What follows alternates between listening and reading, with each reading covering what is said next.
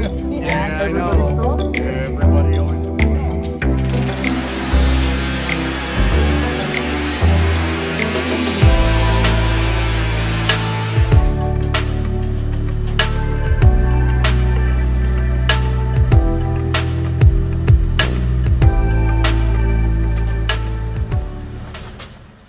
Good afternoon, everybody. Welcome back to the Mount Tammany Ridge channel.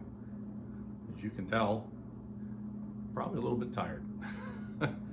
So this morning we decided to start the painstaking task of removing the old cover building tarp and putting on a new one. Now, past couple times we haven't used the Shelter Logic cover just because they've gotten so expensive. Just to do a replacement tarp. So the one day I just had a light bulb get a little bit brighter, and I said, you know, I wonder if we go to the local tractor trailer flatbed tarp manufacturing plant down the road, if they would entertain maybe making a custom cover for the Cover It building. And lo and behold, we took the time to go down there and talk to them, and we gave them some measurements, and we had our first tarp made. And it was a good experience, especially on the tarp side. You know, the guys who make the tarps, it was well received, and they were up for the challenge, and it worked really, really well. I want to say the tarp that we took off today, let's see, trying to think of how many years we've had it on there. I want to say 3.5, 4 years, somewhere in there. Now, it did seem to wear out a little bit prematurely, but a lot of that had to do with flapping, you know, in the wind and snow load, things like that. The winter storms really do wreak havoc on these tarp style buildings, not just for the structure itself, the strength, but also for you know, whatever materials your tarps are made out of. Shelter Logic, you know, did a pretty good job of coming up with some sort of a plastic and nylon compound or something. I don't know what their tarps are made of exactly, but whatever it is that they made, they're pretty strong, and they last for up to 5 years. So our hope this time around is this one's going to last longer, because the first time around, it was the first time we pulled measurements, you know, to build a custom tarp. And, you know, there was a couple things that, you know, could have been better, to no fault of the tarp company. It was our dimensions that they, you know, they stitched things up, you know, with your attachment points and all that. So that was our goof. But yeah, so we put the new tarp on today. For the most part, it was a 3-person operation. Okay, normally we have 4 or 5 people available for, you know, pulling ropes and things like that. These tarps are over 40 feet long, you know, and then of course the building itself is like 20 feet, and you know, that's, you know, however the math works out, that tarp to drape over the whole building is far more than 20 feet. So it's a very, very heavy tarp, and the way we have our buildings laid out was to try to, you know, maximize our space for parking and things like that down at the barn. So it's not really ideal for those, you know, those projects where you have to, you know, replace tarps and stuff like that for those buildings. But every time we get it done, and it's never fun. It's never ever fun. But figured I'd bring you along with me on that for a little bit today, and in between, you know, you guys watching us, you know, struggle and frustration with this tarp, we'll also bounce back to also the Boonville show and show you a little bit of, you know, what we saw, things like that. Now, I want to apologize. You know, the audio throughout almost everything that we recorded was pretty much trash, and it's like I said, it's frustrating. I did have a wireless mic, but it's a little cheapo, really junk little thing that clips on, and it's real tiny. And at first it worked really, really well, as long as it wasn't windy. But now you might get, 5 minutes of talking out of that mic and the battery dies almost immediately. So we were afraid to use that thing, because we were thinking that thing was going to die and leave us with zero audio altogether. So we just decided not to go that route. And we tried this new contraption that Teresa bought with a dead cat on it and all that stuff. So when it worked great. But if you had bumped the volume button on the phone, it would turn up or down the mic sensitivity. So that was a little bit frustrating. And when you're fumbling around with the phone all the time, putting it in and out of clamps of all different stuff, you don't know how many times you hit the button and which way it went. So there's that. And then of course the wind. There was clipping going on, even with the dead cat on there. So it kind of chalking it up to maybe the quality of the mic gear that came with this clamp or tripod knuckle thing contraption. So yeah, that was a little bit of a flop. But anywho, so we're gonna get into the video. I'll let you guys watch us struggle a little bit, and then we'll go to something more pleasant like the show. I'm doing the best I can with what with the audio.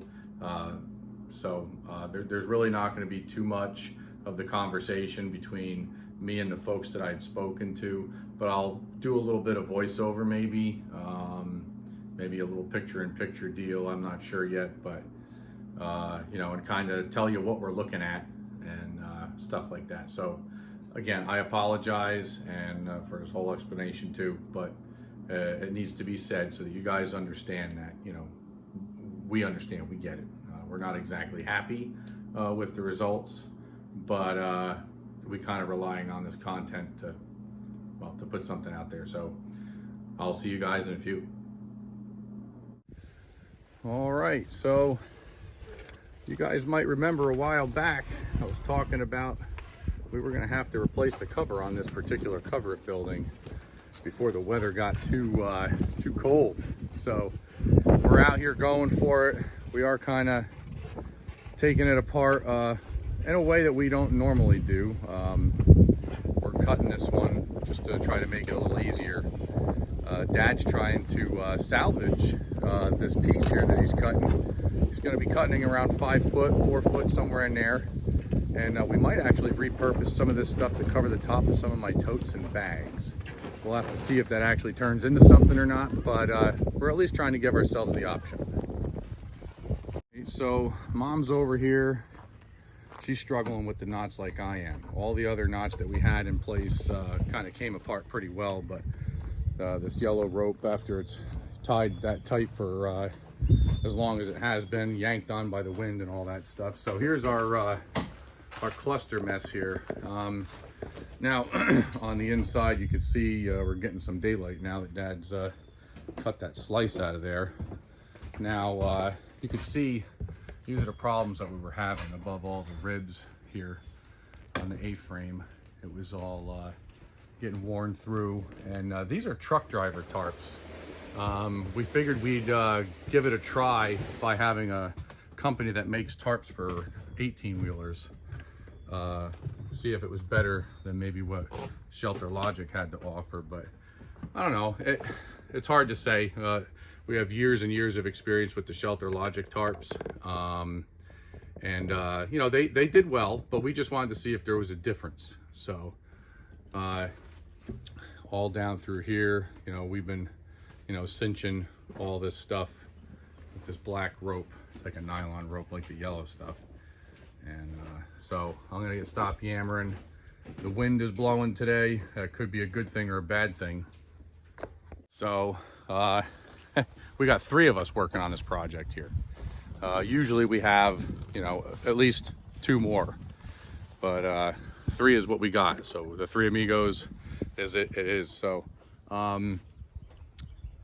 is it gonna turn into a you know what show? Who knows? It very well could.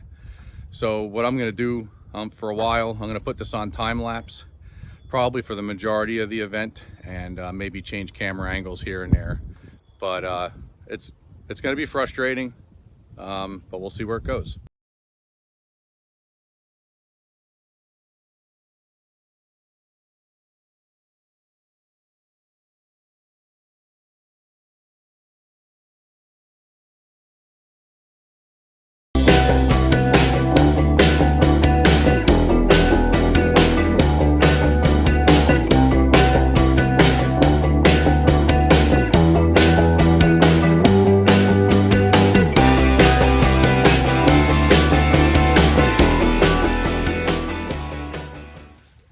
So between the wind helping us get that thing off of there and the excavator helping us drag it out, that was pretty painless. But of course, I'm sure all you could probably imagine, taking things apart with an excavator is way easier than the idea of putting something together with an excavator. So of course, the excavator will have maybe 40% to do with getting this stuff up over the top of the building with the new tarp. But we're going to use a combination of the little Mahindra tractor, some rope, and the excavator to help us pull it up and over and hold it there for us. So we'll have to see how it goes. Hopefully the wind doesn't become our enemy instead of our friend today.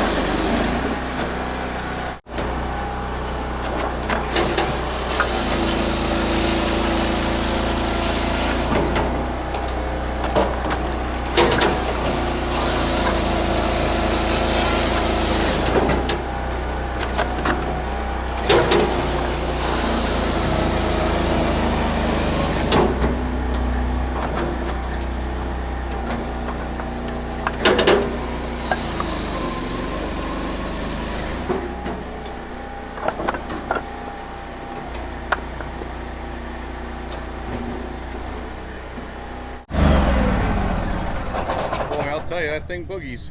There's no doubt about it. Yeah, 38 horsepower gas on this one. That's the top of the line, and then it's a 20 horse on the MP. So okay, that's going to cut a little slower, but you know, not right. Yeah, not substantial. That thing doesn't. It doesn't shy away from the log when it's cutting through. That's for sure. That thing burns right through. So the now, how many models did you say you had in the processor? There's two basic models, the MP family and then the HD family. And the HD, okay. So MP goes from the just the plain MP, and then it goes all the way to the MP diesel. And that's got a 56 horse 3-cylinder diesel on it. It's like mid $60,000 for that. Okay. And then the HD, it has a 74 horse 4-cylinder diesel, and it starts right about 100,000. And there's a few options, integrated conveyors, that kind of stuff you can add to it. Wow, that's cool. Yeah, I'm a fan of the setup you have there for those dogs to feed the log in. Definitely a fan of that. That's a great idea. Yeah, it really helps, like, you know, naughty stuff that, you know, you don't have to fight it. Once it gets in that top row, it's it literally, it grabs it almost like the dog's on a tree chipper, and it just kind of follows the contour of it, and it just gets a nice grip. But yeah, so so you were saying options. I mean, are there standard length options that you have available for the belt for the conveyor, or is it just kind of whatever the customer? The conveyor, you know, the integrated conveyor, this is what you get. It's 11 feet long, and then that's an option. So that's about a $5,000 option. So with the MPXL, it goes from 49 to 54 to add the conveyor. Okay.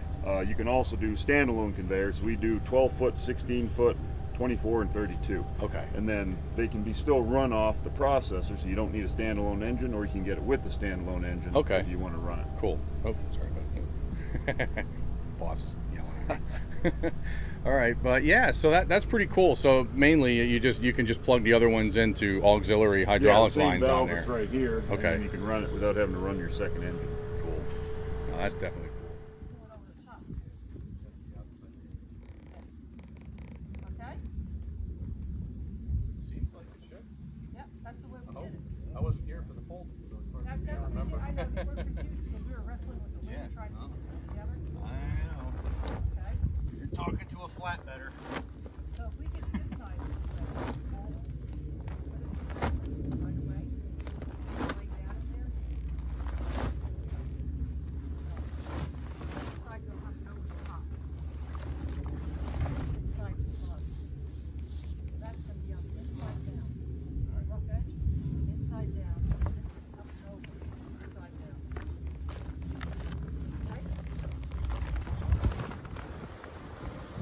John, you need me to help you? Why don't we? Dad's over here. Okay, like this. And as it starts tracking that way, reach under here. Pull this way. Oh, okay. Okay, as we're pulling that way, he can pull this way. Okay, So, all right. okay. Yep. We'll try. We'll see. I mean, it might not work. All right, let me get over there. Don't pull on the thing. Yes. Might Ready? fall down. We'll go slow.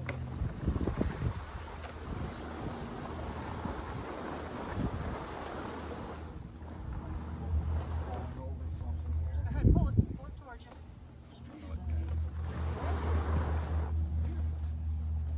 Pull a couple more times. Okay, again. Okay. You okay? Take a break.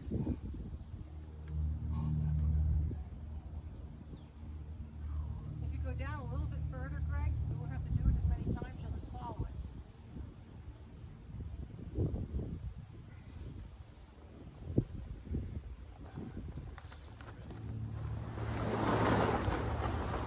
Okay?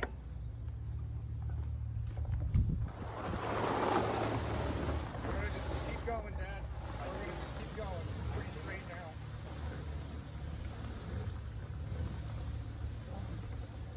Oh, oh. I'm just trying to think about the amount that it's got to lay over the corner.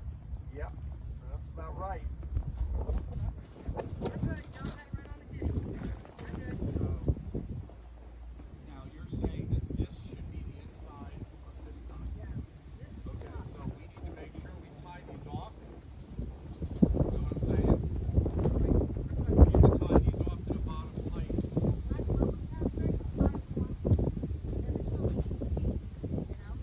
Yeah, you know, if it was like 4 tie-offs. Why don't we tie the yellow rope? Yep, that's Yeah, that we corner. yeah, for these corners, yeah, we could do the yellow rope. But Yeah. then in between, we want to have it tied off a little bit too. So that black rope that I threw inside that door there, Do we have any scrap pieces? Just something big enough we can. exactly. I'll do one tie off right in the middle.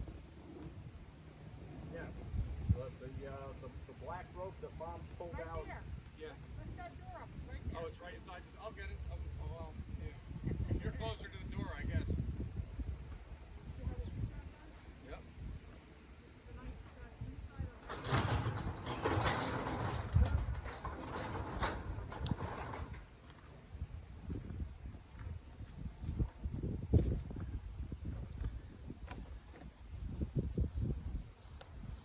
Mine's down there, Greg.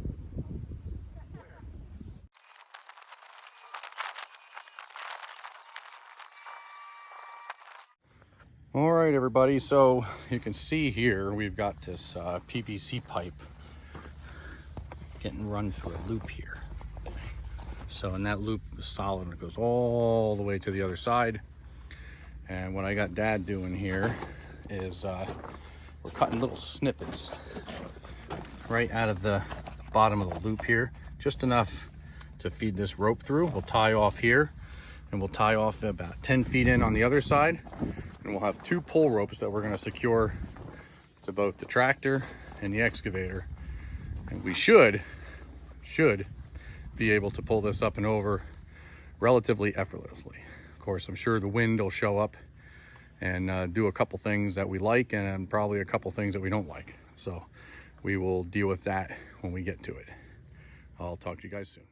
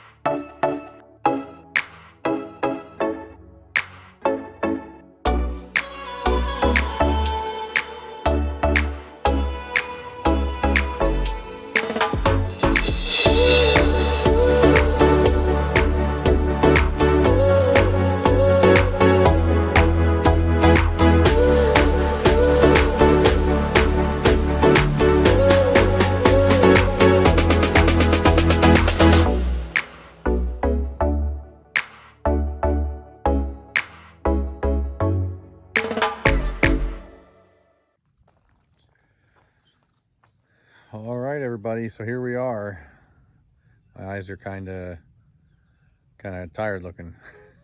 I can barely keep my eyes open right now, but yeah, had a long night last night. The kiddo was not feeling so hot, so she's had us up pretty late trying to tend to her and all that stuff. But you know, those details are personal to her, but that's just kind of what was going on last night. So here we are. The cover is on. I apologize for not having you guys with us toward the end there, because well, one, it was kind of far from the end. It was only about halfway. As you can see, one of the ropes snapped there, and that was the first time it snapped. So there was 2 other times that same rope gave up on us, and we had to retie off. But I'll show you why we were having that complication. Just let me get you turned around. So the problem that we're having, okay, it's actually kind of several problems, right? These trucker tarps, all right, are made of a much more, it's like there's more rubber in it, right? So as you can imagine, rubber on metal is going to be kind of grippy, right? And also stretchy. So when it grips, it kind of has like a spring, like a stretch kind of quality to it, which in some cases is good, but in this case, it was not exactly helpful. Now, the other thing that was going on was my folks, while I was at work one day, they decided that they were going to tackle this tarp. So when the manufacturer makes the tarp, they don't fold it up in any sort of special way. You know, they just kind of fold them up, roll them up, send them to the customer, and then we have to unroll it and all that, and then refold it back up in a way like an accordion, right? Like those old fans, those handheld, you know, manual fans from back in the day. So that's ideally, you know, what we generally do in this circumstance, especially with this narrow alley here. So, of course, the day that they had available to them, the weather conditions weren't exactly great. It was crazy hot to the point where they couldn't even hold on to this tarp for more than a couple seconds because it was burning their fingers. And then on top of that, it's crazy heavy, and neither one of those are spring chickens anymore. I should say neither one of them, meaning my folks, are not spring chickens anymore. So wrestling this thing around with the wind blowing, dragging them all over the pasture wasn't really working out. So there was a point where they just threw their hands up in the air, understandably, and said, you know what, let's just give up on this for now. Well, for now ended up being forever, up until the point of, you know, putting this thing on. And it was so long ago that, you know, they had forgotten, geez, did we fold it up well enough? Or did we just kind of get to a point and, you know, just kind of puked it onto a pallet and called it good? So turns out they puked it onto a pallet and called it good. Which I don't think I'd have done anything any different with the conditions we had this summer. It was crazy hot for almost 2 months straight. So yeah, so the tarp is on, everything's pretty good. This side could come down a little bit more. We actually had everything absolutely perfect. It was a struggle after the batteries died. We had to get it down that side of the roof the rest of the way, because ropes kept breaking because of excess weight that was all kind of bunched up from the way they folded it, and on top of that, things being stretchy and sticky and grippy from the rubber on the tarp. So yeah, like I said, these things are never fun. They're never ever fun. I'm sure if we did them every day, and we had a team that knew what each other was thinking, it'd probably be much faster. But so you could see we've got a little bit of excess hanging out here, but yeah, we had it perfect. And literally it went from sun and scattered clouds and beautiful blue sky to all of a sudden it got dark. We saw a wall of rain coming in. We're like, it's just rain. And then, wouldn't you know, it brought a bunch of wind with it. So what we had done on this side is, along this side, okay, we had tied off like every 6 or 8 feet with some short pieces of rope to the frame to keep it so that if the wind did get under it, this side would be connected to the frame, and that side would be connected to the tractors, tied off, you know, with the ropes for pulling. And we've done this before. It's worked much better actually in the past, considering you can get it folded properly.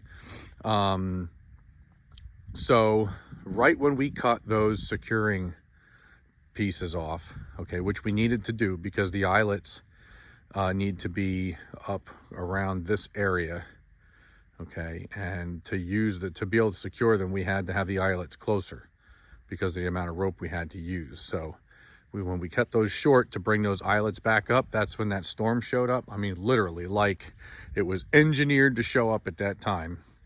And the wind got under it and ripped it right out of our hands and sent it up and over. All the way up to, I would say, about there. And then, of course, by that time, you know, now we can't get a tractor over here to help us muscle it back over. And of course, at that time, we had already done the whole zigzag with the rope thing through the inside of the building. And we had that side really taut. And yeah. So, yeah, it turned into a total cluster. But we've got everything tight now, both sides. And the gable ends are tight. It's not exactly where we want it yet, but we're going to leave it go for a couple days. Let the wind go through here, flap it around, straighten out any of the creases. And then we're going to go back to this side on the uphill side. And we're going to go back through and we're going to cinch that down one more time. And that should bring everything this way. And we're going to get some ratchet buckles. One there, and 2 more on the other side. That way we can really cinch down good on this outside overlap, and we'll be good to go. All right, everybody, that's going to be it for today. That's the video we've got for you. I think it's going to be a little bit better than the last one. And yeah, we'll see you guys on the next video. If you could, hit that like button, subscribe, share with your friends, and we'll see you soon.